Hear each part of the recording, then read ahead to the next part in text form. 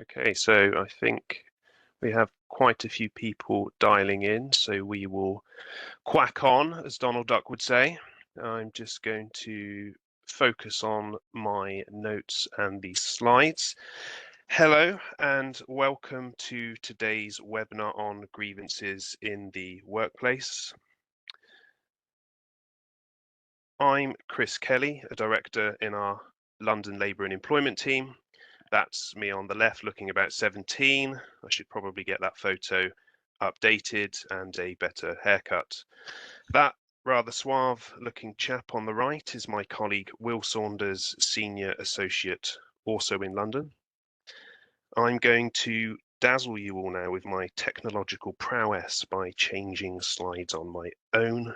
Remember your training, Chris. Here goes. Wonderful. A few quick housekeeping points before we start. Throughout the webinar, all participants will be in listen-only mode. If anyone wants to send for any questions, I'm reliably informed that you can do that by using the Q&A function and selecting all panelists from the drop-down list. We do have a lot to cover today, but we'll try to answer some of your questions at the end of the presentation. As before, if we can't cover them all, we'll pull together some of the juiciest questions and publish our responses via our blog in the next week or so, possibly a bit longer as I'm buggering off on holiday to Albania after this. We'll also be circulating a copy of the slides and a link to the recording after today's webinar, so you can replay our dulcet tones back to your heart's content, or indeed snigger at my accent, which only yesterday my wife likened to one of a slightly posh farmer. Another slide change. Marvellous. So what are we aiming to achieve today? Well, we're hoping to provide you with some practical advice on the key issues to be aware of when handling grievances in the workplace. In broad terms, we're going to cover a reminder of the basics. What steps do you actually need to take when dealing with grievances? How much investigation is required? A question we're often asked. The most common mistakes made by managers and how to avoid them. And finally, a few tricky areas such as the old favourite, grievance-related stress and absence.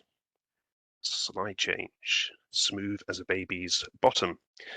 Okay, so let's start off with the basics. What is a grievance?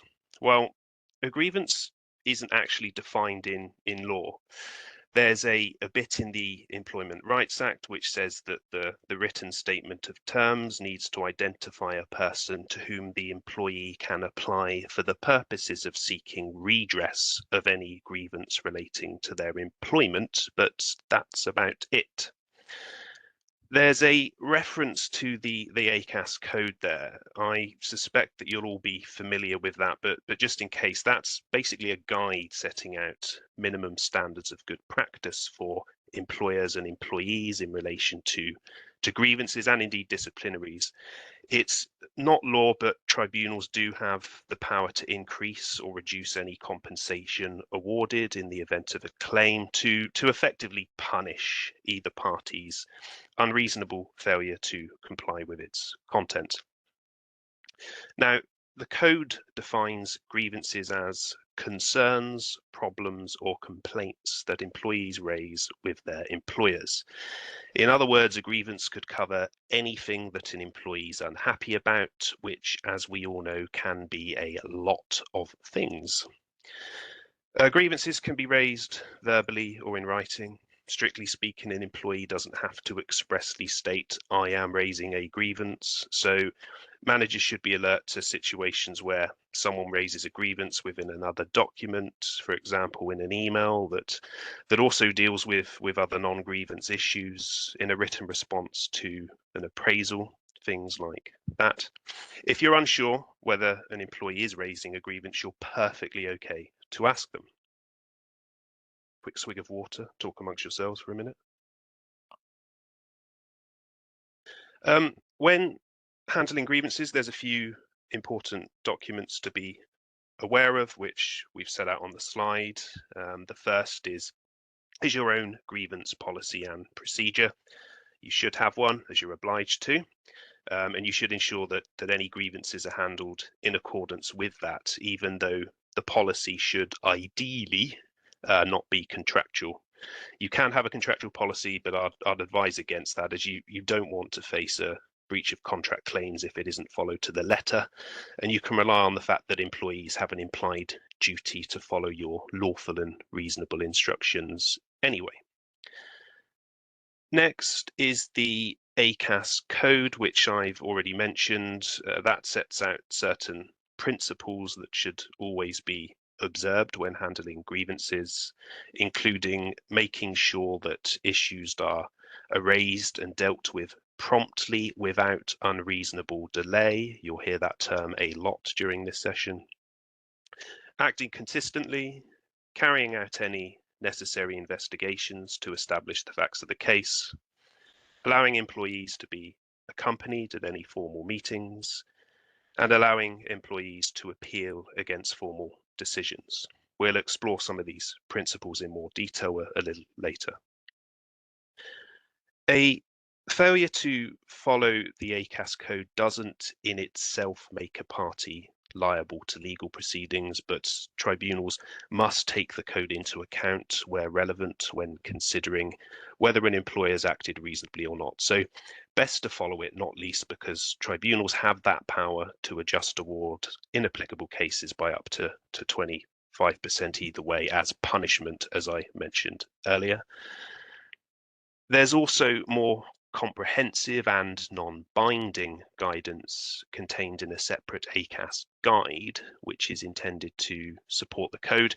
It's certainly worth taking a look at that before handling any grievances, as it provides a little more guidance as to what you should ideally be doing, even if there isn't any direct consequences of you failing to follow it. A document not on the slide but worth mentioning is ACAS's guidance on conducting workplace investigations. That's pretty useful and can serve as a briefing document to managers who are tasked with conducting grievance investigations, especially if they're not too experienced or they're feeling a little rusty. We'll be referring to that during today's session, and if you get a chance, it is well worth a read. So, the grievance lands. It's long, yet somehow still vague. It's very emotive. You know that the employee has a reputation for being a bit of a pain, and you suspect based on previous dealings there isn't going to be much to this. You might be tempted just to say, pull the other one, mate, delete the email, do a mic drop, and swagger out of the building. I'm being a bit playful there, but I am alluding to an important point. Sometimes you might suspect from the start that a grievance is pretty fatuous, but it's very serious to the person who's bringing it, so you should be seen to take it seriously. Grievances tend not to go away themselves. An analogy I use, stolen from my colleague David Winkup, is that an employee bringing a grievance is effectively like releasing a small yapping animal into the HR team, where it'll run around at people's ankles until it's taken away. It won't just go quiet, and ignoring it may lead to claims and, as I said earlier, lead to any compensation being increased by up to 25%, as ignoring a grievance would be a breach of the ACAS code, which says you need to deal with things without unreasonable delay. Should you deal with issues informally? Well, yes, the ACAS code actually says that a quiet word is often all that's required to resolve an issue. While that's true, the trouble is that a quiet word generates no record or evidence, and so it becomes possible later on for someone to deny or assert untruthfully that something was done by way of a quiet word which isn't right. So even if you do think a quiet word is the way to go, then make a note of it. I had a quiet word with Joe Bloggs about somebody saying that he did X, Y, or Z. That's it, a small piece of paper or email recording that it's there. It's not formal action, but if it avoids a grievance and any associated grief, it's an entirely legitimate step to take. If it's not possible to resolve something informally, for example, you've tried that last time, or it's a very serious issue, then it needs to be put in writing. You all know as well as we do that a lot of grievances can be fairly incoherent. Things like, that person gave me a funny look, or I'm being bullied and harassed all the time, with a lack of specifics. That's not really cricket, as that's not something you can take to the manager or the alleged bully, as all you're able to say is, bullied anyone recently? You'll need to be able to put allegations to people in detail enough that they can admit, deny, or explain away as the case might be. That means that the person bringing the grievance needs to be prepared to provide that level of detail. The more detail you get about what's specifically alleged, the more focused and accurate the investigation will be. From the start, it's always a good idea, I say this to clients, it's always a good idea to read the grievance and ask yourself, what don't I know? Where are the generalizations, before then writing to the employee along the lines of, cheers for this, in the meantime, can you help me with the following? Now, you can't make the provision of those answers a precondition of continuing with the grievance. You're going to have to deal with that anyway, but it stands to reason that the provision or not of those answers will affect how credible the allegations are. Final point there, act promptly. Comply with any timescales in your policies, but if the grievance is very complicated, or someone you need to speak with is off sick or on holiday, it might be the case that you can't comply with your own timescales. If that is the case, then it's perfectly fine, so long as you tell the employee why there'll be a delay and roughly how long you think it'll take. Remember that the ACAS code refers to unreasonable delay, not reasonable delay. Shall I change? Yes. Think about who's going to deal with this. In a way, you kind of have to start at the top down, because you're inevitably going to have someone held back to hear an appeal if there is one, ideally someone uninvolved. I say ideally as if you're a small business or the complainant's very senior, you might just not have enough headroom. You should be aiming for independence, but if you can't achieve it, then don't worry too much about it. Swig of water. The investigator should ideally be familiar with the company's policies and procedures, and preferably have some experience in investigating grievances. That's really going to be for everyone's benefit. It's no good letting someone loose who doesn't have a clue what they're doing. I once reviewed a draft outcome letter where the manager referred to grievance allegations as pathetic, and then took some convincing before actually deleting that. So best to swerve. Some employers choose to train certain managers as investigators so that they can be called in to deal with allegations of bully, harassment, discrimination. That way you ideally have a pool of well-versed trained managers with good knowledge of the business who know what they're doing, so you reduce scope for slip-ups.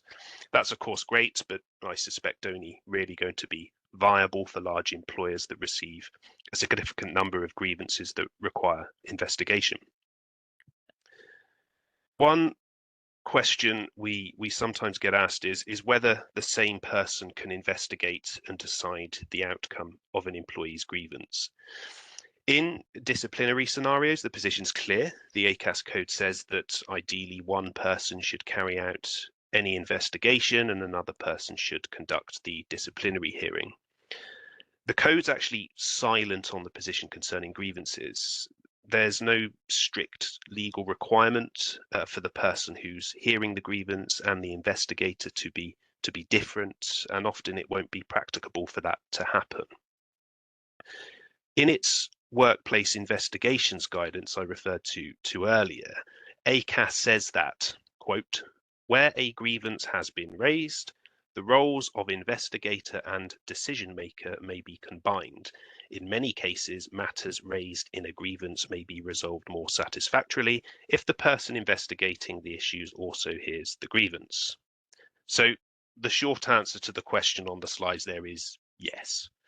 However, depending on the facts, you might take the view that it's going to be appropriate to designate different roles to different people. And the more layers you introduce, it stands to reason that there's less scope for an employee to call someone's impartiality into question. So those are our basics. Moving to the hearing itself, you'll need to invite someone to a hearing without unreasonable delay. Consider whether any additional arrangements need to be made, for example, whether any reasonable adjustments are necessary for an employee who's disabled. By time you get to the hearing, you should ideally have a good idea of what the complaint is, but now's the time to really test your understanding of it, and you should be coming out of that hearing at the latest with a reasonably full picture of the specific acts and omissions being complained about, and not generalizations like "I've been bullied, she ignored me, he was rude."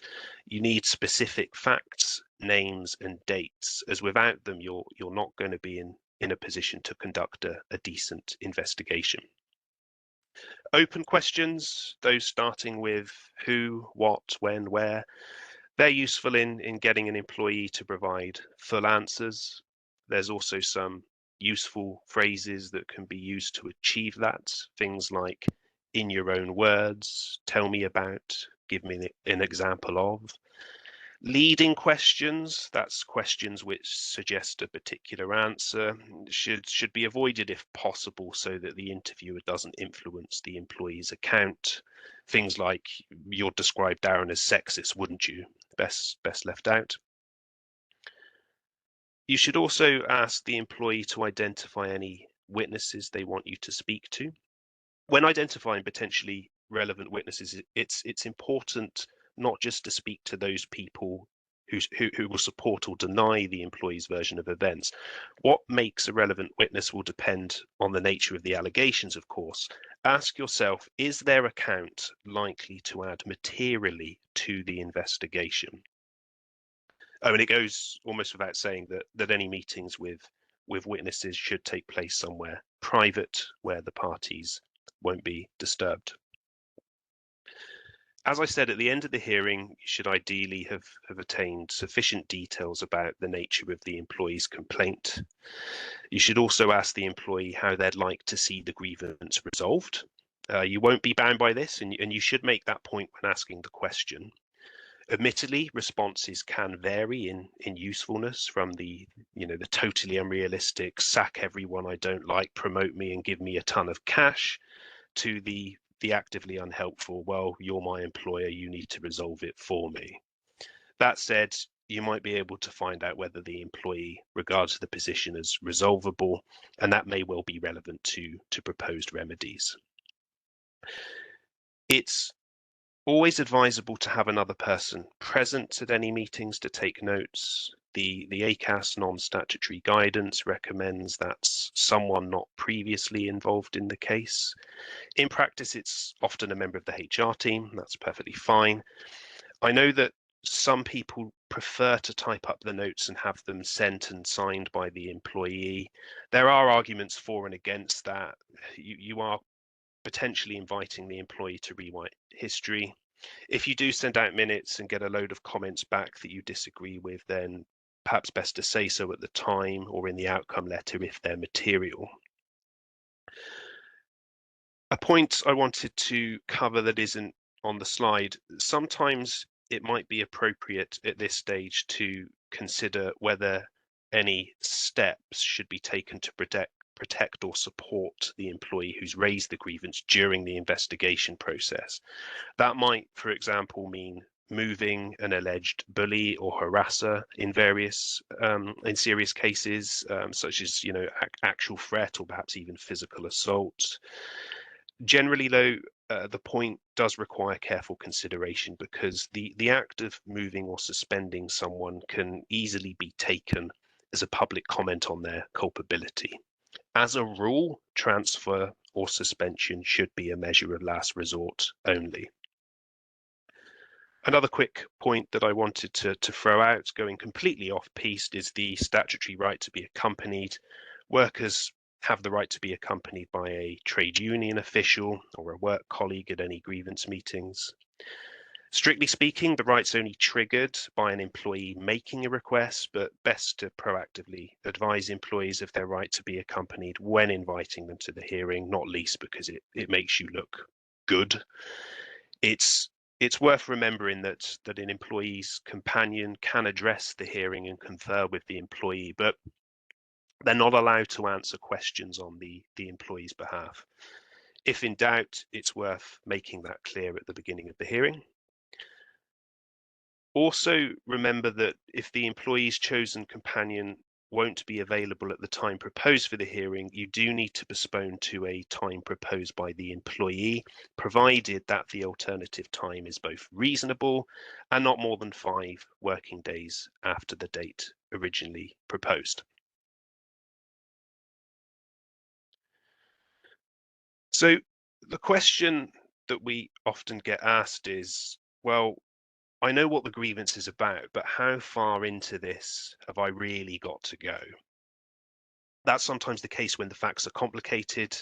You'll all have had one of those cases where the employee produces 24 pages worth of complaints, chronicling everything that's gone wrong for them since 2003, and they want you to investigate the whole lot, even if they've not mentioned any of it before, because it's now considered directly relevant to their recent poor appraisal. Your heart sinks and you start thinking whether it's possible to discreetly move your pre-booked holiday forward and hand the matter over to someone else, as that makes more sense given your availability. Point to stress is that you don't have to investigate everything. Think about the 4th bullet point there. You need to focus on stuff that's recent, relevant, and resolvable. Whatever injustices the employee might have experienced 5 years ago, it sounds callous to say, but that simply doesn't matter anymore. It's irrelevant. It probably can't be investigated and it can't be fixed. It's too late. Bear in mind that the ACAS code says that an employee needs to bring a grievance promptly. So if they don't, and they wait months or even years before raising a particular point, then you're entitled to take that into account in your response. And that may involve not dealing with it at all, as long as you explain why. The rule of thumb I would use is that anything much more than 6 months old is probably not really pursuable anymore. These things are, however, pretty fact specific, so don't take that as gospel. I don't want people coming around to lynch me based on that. Suggestions, should we call it, rather than advice. You only need to reach a conclusion on a balance of probabilities. Statistically, that's 51%. Do I think it's more likely than not that this particular thing did or didn't happen? You don't have to get anywhere near the criminal 99% beyond all reasonable doubt, so it's not a big burden. Because it's not a big burden, the level of investigation requires in no sense some police standard where you go full Columbo and pursue every possible line of inquiry. It's what is not unreasonable, which isn't a high hurdle. That means it doesn't actually matter if your grievance conclusion is objectively wrong.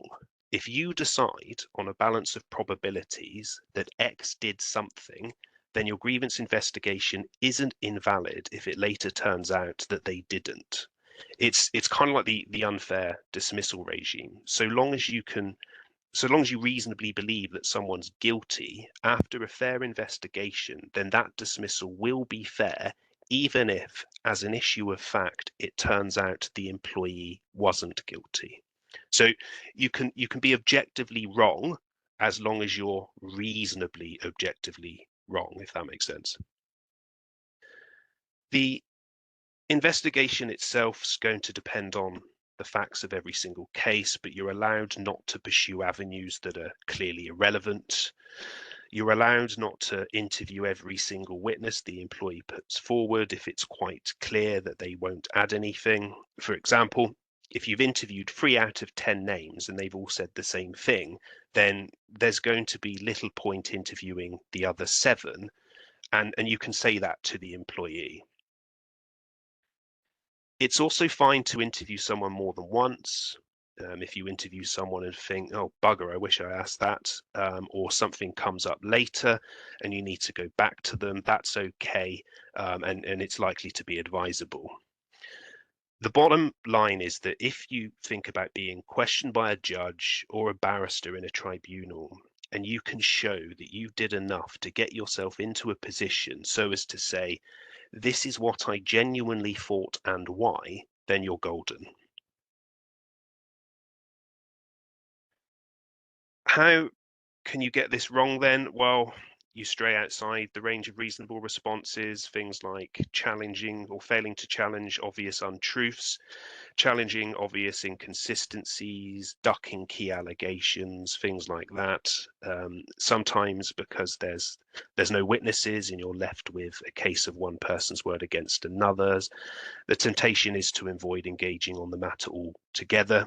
The employee is entitled to an outcome, and conclusions will need to be made, bearing in mind the 51% balance of probabilities test. The outcome letter. This is a really important document.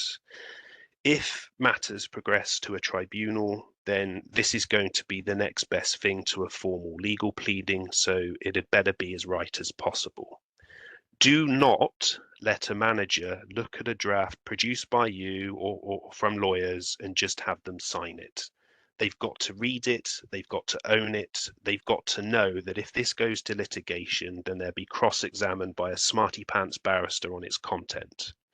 Saying HR or the lawyers told me to say this is really, really not going to wash. What does our best mate, the ACAS code, say? Well, there isn't much guidance on the content of an outcome letter. It just says that following a grievance hearing, you should decide on what action, if any, to take.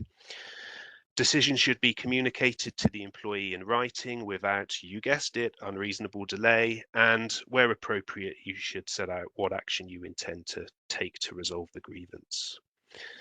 The employee should also be informed of their right to appeal if they're not happy with the action taken. That's all very well, but it doesn't really give you much to work with. So, top tips. I'm going to finish with some pointers for drafting grievance outcome letters based on our experience of what managers typically get wrong, some of which I've admittedly already covered. As a general rule, respond to all the allegations. As I've said, this may not always be practicable if you're faced with pages and pages of allegations, some minor, others more substantial, stretching back months or even years. It's crucial, however, not to miss anything important out. If you miss something out deliberately, that might be fine, but as long as you explain why. It's old, it's irrelevant, etc. Explain your findings. It's a bit like GCSE maths. You get points for showing your workings. Why did you reach the conclusion you have? And the more marginal the decision, the more important it is that you do that.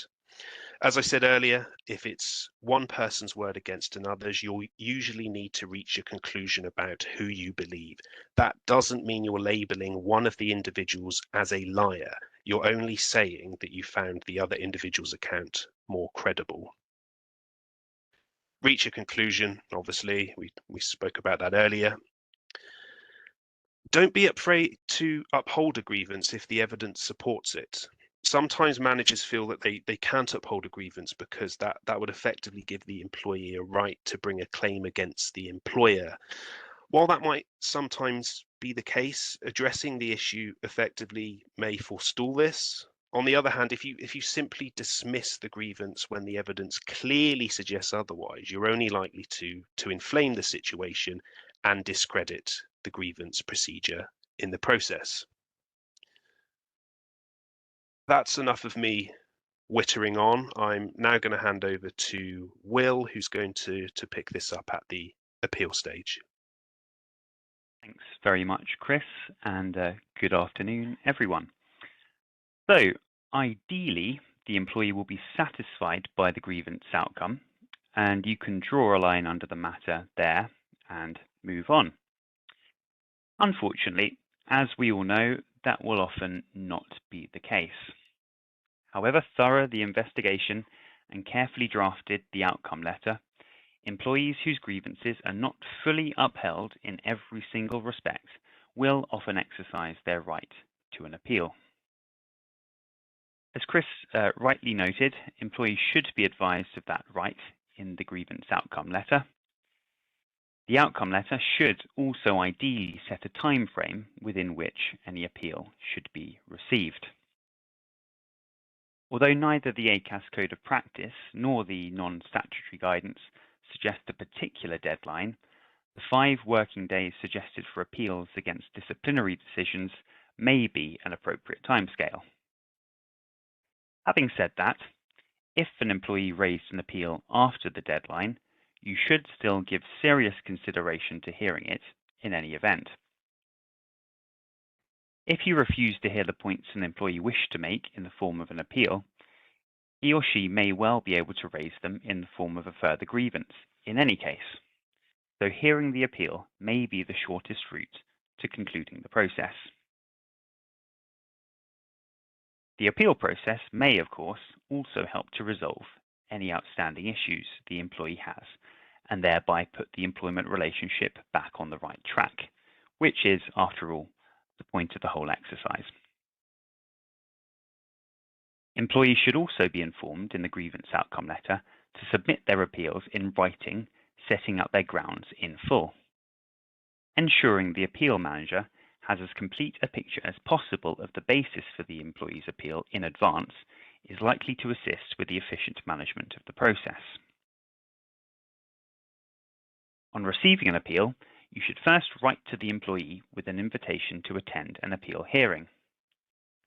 The invitation should obviously set out the time and place of the hearing, which should be held at least 48 hours after the invitation is sent, to allow the employee sufficient time to prepare. The invitation should also inform the employee of the identity of the appeal hearing manager and anybody else who will be present.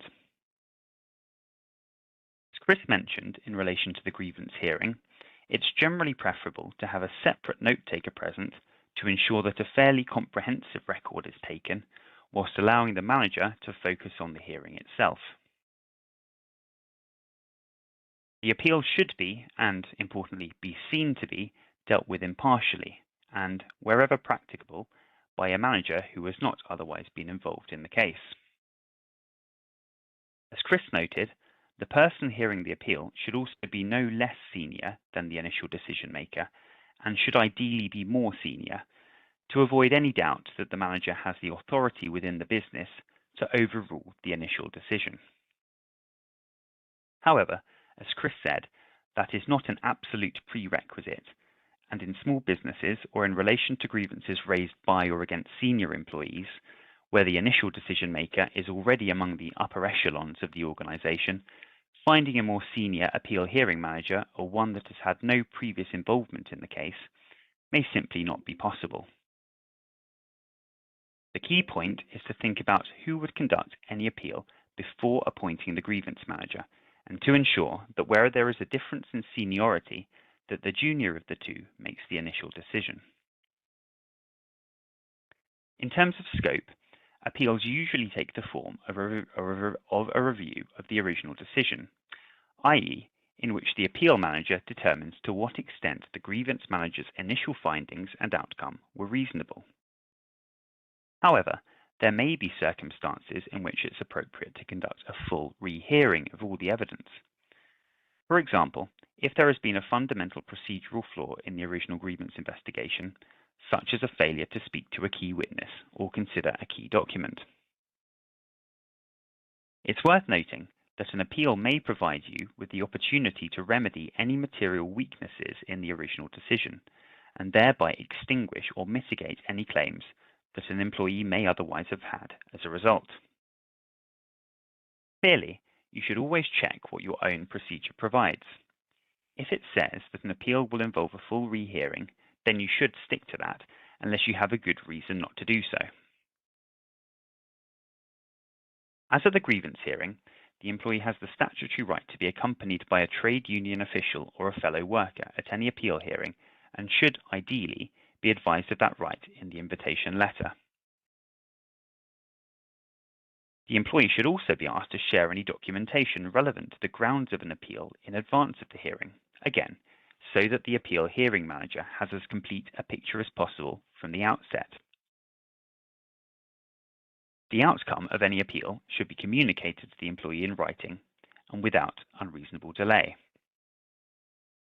What constitutes a quote-unquote reasonable time frame will depend upon factors such as the number, length, and complexity of the grounds of appeal and whether the appeal manager needs to speak to anybody else or otherwise carry out any further investigation before reaching a determination. In terms of the content of the appeal decision letter, broadly the same considerations apply as in relation to the grievance outcome letter. You should, as a rule, respond to all the grounds of appeal, including any additional material points raised during the appeal hearing. You should provide a proper explanation for your findings, referring to the relevant evidence in support. You should reach a clear conclusion, stating which grounds of appeal, if any, you are fully or partially upholding. Again, the manager shouldn't be afraid to fully or partially uphold the appeal if the evidence supports it. As I mentioned previously, an appeal may provide the opportunity to extinguish or mitigate a claim that the employee might otherwise have had. Finally, the manager should consider whether to reverse, change, or build upon any of the outcomes from the initial decision.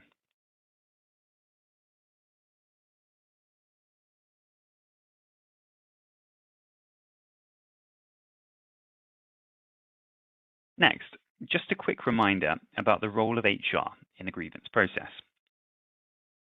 This slide refers to a case back in 2015, Ramphal and the Department of Transport, which, although it concerned a disciplinary matter, still contains some learning points that HR can take from it when dealing with grievances. In Ramphal, the decision maker had prepared an initial draft of the outcome letter, which contained a number of findings which were favourable to the employee and a relatively mild sanction of a written warning for misconduct. However, following numerous comments and amendments by HR, the final letter communicated a finding of gross misconduct and imposed a sanction of summary dismissal. Both versions of the letter were admissible in Ramphal's subsequent employment tribunal claim, and the Employment Appeal Tribunal overturned the first instance decision that the claimant had been fairly dismissed, finding that the role of HR should properly have been limited to matters of law and procedure, rather than culpability. On that basis, you should first bear in mind that whilst managers investigating grievances can seek guidance from HR as to process, it's important that the conclusions in the report are their own. That said, if you spot points, questions, or lines of inquiry which the manager didn't, you can certainly suggest that the manager pursues these, including holding any further meetings as might be necessary, before reaching a final decision. Second, don't forget that correspondence between an investigating manager and HR will not attract legal privilege, and that the Employment Tribunal will almost certainly not allow material redactions. You should therefore ensure that you either keep that correspondence clean or send it via lawyers to preserve appropriate legal privilege, so that it wouldn't be admissible in any subsequent litigation. Remember that any document that is not privileged could be seen by the employee's lawyers, and an employment tribunal panel. So, as a rule of thumb, you shouldn't write anything in unprivileged correspondence about which you would be uncomfortable being cross-examined in public as part of a tribunal hearing. In the same vein, remember that draft versions of the grievance and appeal outcome letters will still be disclosable if they are not legally privileged, especially if the ultimate conclusions were different from those set out in the earlier drafts. Having said that, where there's procedural or legal advice to be given by HR, It's absolutely fine for this to be given in unprivileged correspondence, provided that it's straight, i.e., not about the specific facts or merits or ideal outcomes of the case at hand. You should ideally set out the relevant legal considerations for the manager in advance, in order that these can be taken into account in the approach to the grievance as a whole.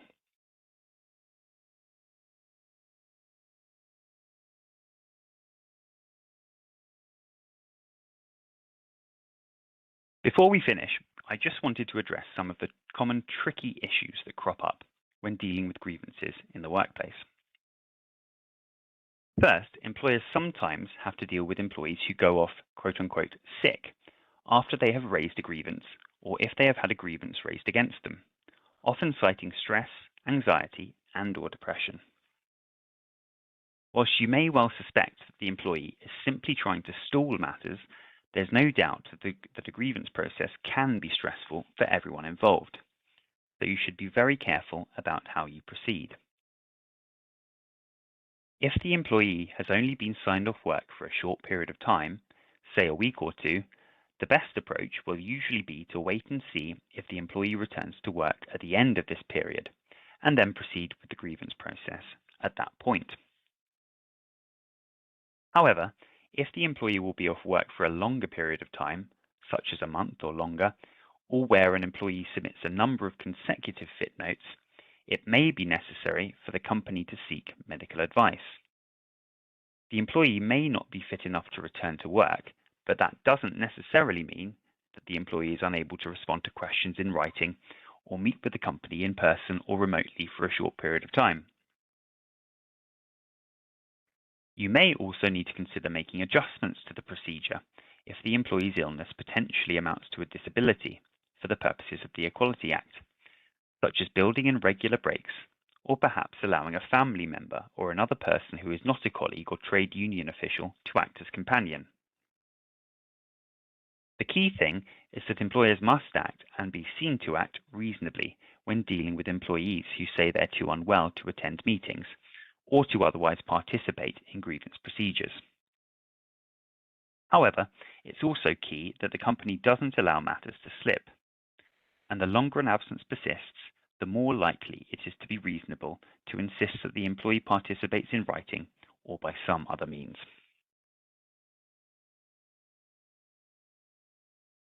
As mentioned on the slide, you should keep the employee who raised the grievance regularly updated and provide as much detail as you can around the reason for any delays, whilst taking appropriate account of the privacy rights of others involved in the process. You should also ensure that you document the steps you take to meet with the employee and the responses you receive in case your actions are ever challenged at a later date.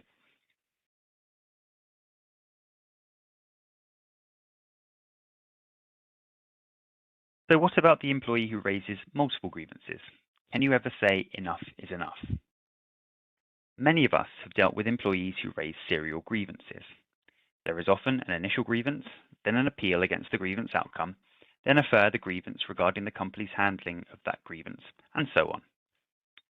When dealing with employees who raise multiple grievances, we would recommend that employers take the following practical steps. First, it's important to deal with each grievance separately and not form an opinion based on the previous history with the employee. Be careful not to use the fact that the employee has raised grievances in the past as a reason not to complete the grievance procedure properly. Always ensure that processes are followed and concluded and that proper records are made. Unfortunately, the fable of the boy who cried wolf is of limited weight in English employment tribunals, and each grievance must stand or fall on its own merits and be considered in line with the ACAS Code of Practice. Having said that, if an employee is seeking to reopen issues with which you have already dealt, you are entitled to say that a line has been drawn under those earlier matters and provide a further response only to any new allegations which are raised. In such circumstances, it's important not to throw out the baby with the bathwater. Simply because a grievance covers some old ground doesn't mean that you can refuse to deal with any genuinely new points that the employee may have raised. If there's evidence that the employee has raised a grievance in bad faith, i.e. for personal gain, and/or without genuinely believing the facts alleged, this may form the basis of disciplinary action after appropriate investigation. However, you should tread very carefully indeed before going down this route to avoid claims such as constructive unfair dismissal, discrimination, victimization, or whistleblowing detriment. The mere allegation of bad faith without proper cause could significantly increase the risk of a claim.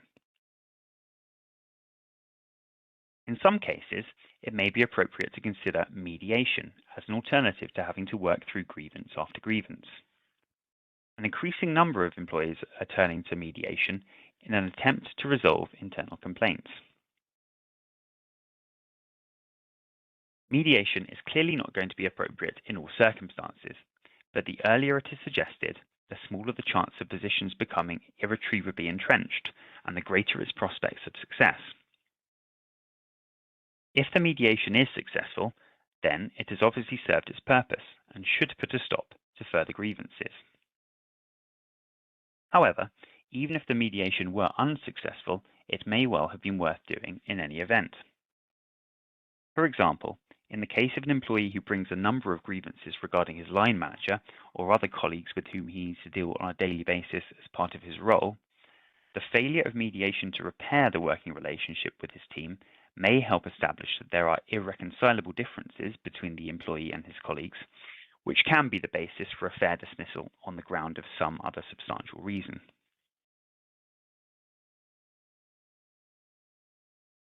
As a final point, although there may be a significant temptation to invite the employee to have a protected conversation so that you can make an offer for the employee to go away quietly in exchange for some money, you should exercise caution before taking this approach. It's important to remember that the rules related to protected conversations apply only to unfair dismissal claims, so anything you offered may still be admissible in the context of any discrimination or whistleblowing claim.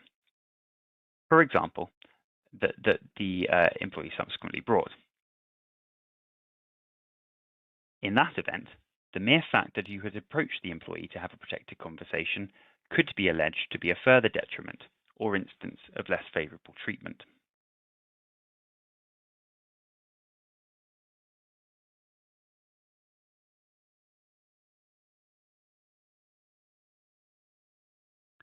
Next, I'm going to consider how to deal with allegations of bias. Whilst employees are certainly not entitled to pick and choose the person handling the grievance or appeal hearing, if an employee raises genuine and reasonable concerns about a person's independence, it's advisable to consider, and to be seen to consider, whether it's appropriate to appoint another manager to carry out the hearing. The choice of manager will depend upon the terms of your grievance policy, the availability of managers at a certain level, and the need to keep somebody back, as Chris said, in the event that the employee appeals against the grievance decision.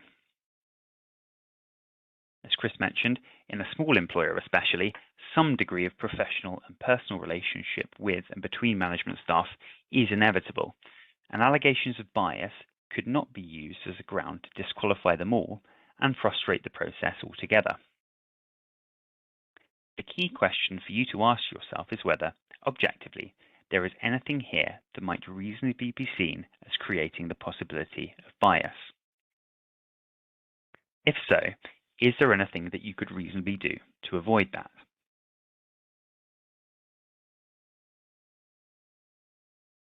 On a slightly separate point, how should you deal with overlapping disciplinary and grievance issues?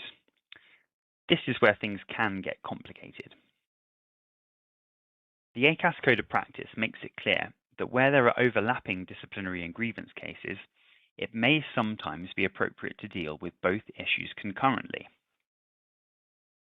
Now, no two cases will be identical, but broadly speaking, it's possible to split these situations into three main categories.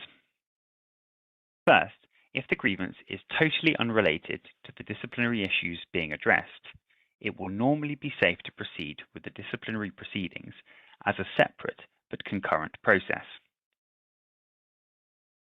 Second, if the grievance is effectively the defense to the alleged misconduct, it will normally be sensible to deal with the matters at the same time, and as part of the same process. Finally, if the grievance seeks to impugn the integrity of the manager making the disciplinary decision, the safest course of action will usually be to adjourn the disciplinary process and conclude the grievance first.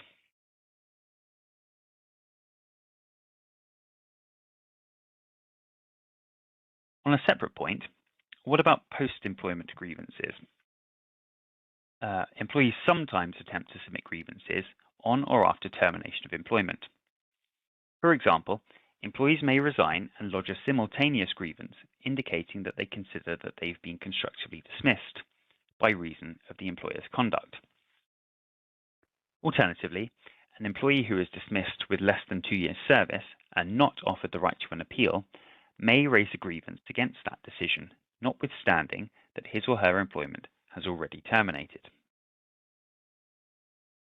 Now, the ACAS Code of Practice doesn't deal with post-employment grievances, and there's no absolute obligation to respond to them at all. Having said that, there's equally nothing to stop you from dealing with such grievances, whether by conducting a full bells and whistles investigation, complete with a right of appeal, or, more likely and palatably, by dealing with it in writing.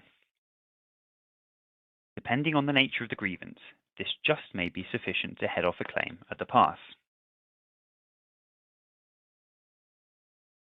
And even if it doesn't avoid a claim altogether, it may nevertheless shore up your position and assist in your defense, or reduce the amount of compensation awarded if the claim ultimately succeeded.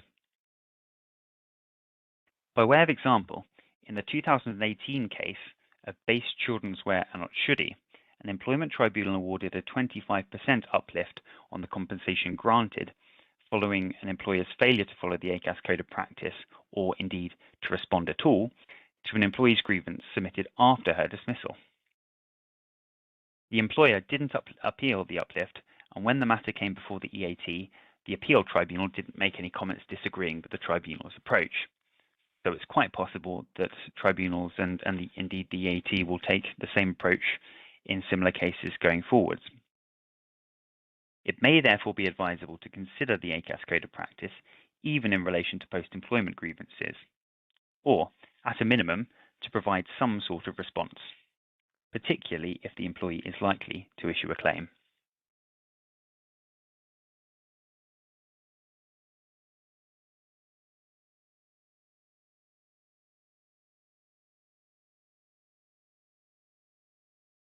On this slide, we've included a few suggestions as to how you might be able to support your managers as HR people when handling grievances in the workplace. First, ensure that managers have read your policies and procedures, and ideally have familiarized themselves with the ACAS Code of Practice. Providing training, as the slide says, is always a good idea. As Chris mentioned, whilst it's fine to deviate from your procedure in appropriate circumstances, managers should be conscious of when they're doing so and be able to justify the decision if challenged by the employee. Secondly, although template letters can be a useful way of ensuring the key points are covered, they should be used with caution. You will, of course, need to ensure that managers populate the placeholders appropriately and genuinely apply their minds to the issues before the letter is finalized. After all, it will be them in the witness box being cross-examined if the matter proceeds to a final hearing in employment tribunal proceedings. Finally, just a reminder about the importance of keeping a paper trail so that you can evidence the steps you have taken should the matter end up in an employment tribunal. The foreword to the ACAS Code of Practice advises employers to keep a written record of any grievance cases with which they deal. This sounds obvious, but this is something that's frequently overlooked and can then be harder for employers to defend claims if they end up in litigation. Do bear in mind, however, that records should be treated as confidential and kept no longer than is necessary in accordance with the data protection principles set out in the Data Protection Act 2018 and the UK GDPR. You should remember too that any documents you create which are not privileged may be disclosable in the context of litigation, a data subject access request, or both. Above all, don't put anything in writing that suggests predetermination or a lack of impartiality. And, if in doubt, draft documents via lawyers to preserve legal privilege.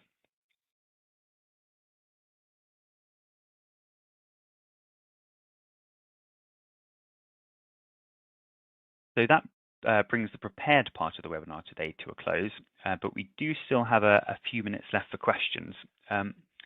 Chris, have you seen any come through whilst I was speaking?